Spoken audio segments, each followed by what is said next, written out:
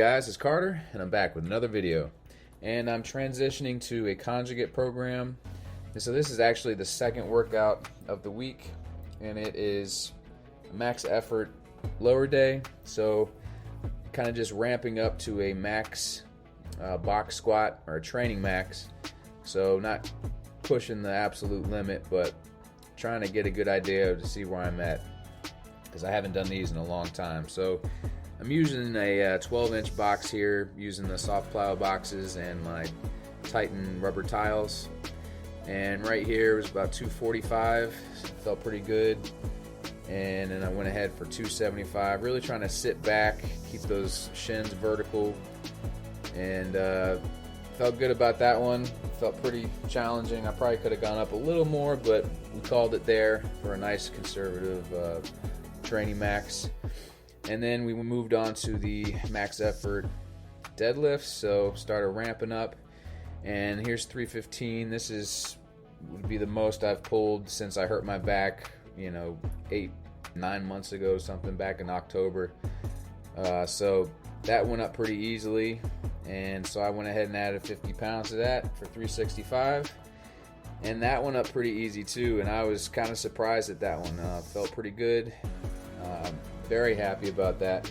Felt a little bit of my hip, but still, all in all, moved really well. Felt pretty good. So we went ahead and called it there for another pretty conservative training max. So, my PR, all-time PR, is only 405 on the deadlift. So, I've always had some lower back problems, and it's always limited me. And so we've been, building up those muscles, getting them stronger this whole time. I was rehabbing the back, and it won't be long before I'm hitting some PRs. So I'm pretty excited about that. But we moved on to some one-arm dumbbell rows. Coach has these programmed on both of my lower days. I'm not sure if that's how he's always going to do it, but he has it this week. So, do what Coach says, right? So did the one-arm dumbbell rows, only using 75 pounds there. I hadn't done those in a long time, but still pretty challenging. Trying to leave 2 reps in the tank for those. And then we moved on to belt squats. So I rigged them up here on the Levergym with my custom belt squat, and I'm using 240 here. So I went up 10 pounds from my previous time I did belt squats here, and moving pretty well. I've continued to push these. I'm adding 5-10 pounds every time I do them here, and they just keep going up. So we're gonna keep pushing them. And I'm doing what Coach wanted me to do, a wide stance, and I'm kind of really trying to mimic, my back squat and my box squat, trying to keep kind of a vertical shin, keep those knees stacked over my ankles, kind of sitting back, just really trying to mimic those movements and build up the musculature to be able to back squat and box squat. And this has been, the tool I've been using ever since I hurt my back, and they really kept me progressing and kept me squatting this whole time. So can't say enough good things about the belt squats. But I did them barefoot today. I really wanted to be able to feel the ground and make sure I'm, pressing through my feet correctly. I've noticed my right foot just isn't as strong as my left one. It's just not as stable. If I'm trying to do one-legged movements, I can really tell the difference. So I'm really trying to focus on that and feel the ground. So that's why I went barefoot for those.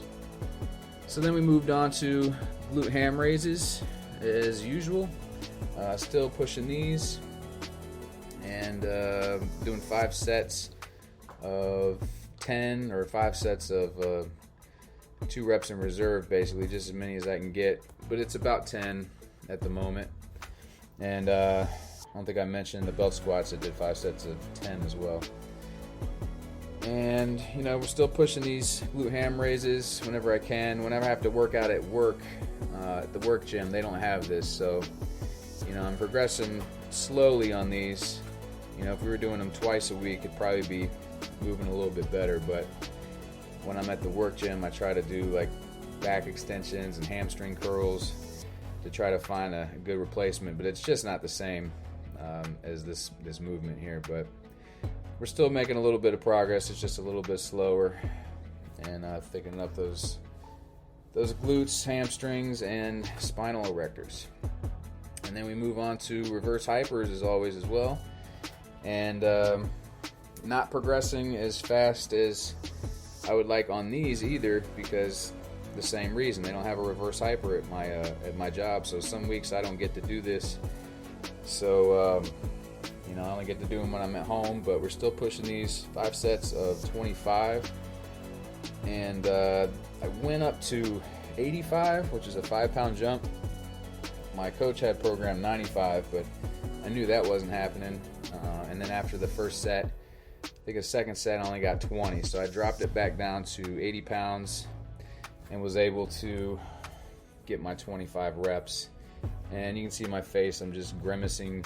It is just not a fun or a flashy exercise. I could see why people would buy this and not use it and then get rid of it, is because it's not a fun exercise. Like I said, not flashy, not cool. It's just putting in hard ass work to get your glutes and your hamstrings and your spinal erectors nice and strong. So we're going to keep pushing these, you know, getting some good spinal traction, decompress that spine after some of these heavier movements, and it should really help with recovery. And that's going to do it for the workout, guys. I appreciate you watching. If you're new to the channel, please go ahead and hit that subscribe button, and I'll see you in the next one.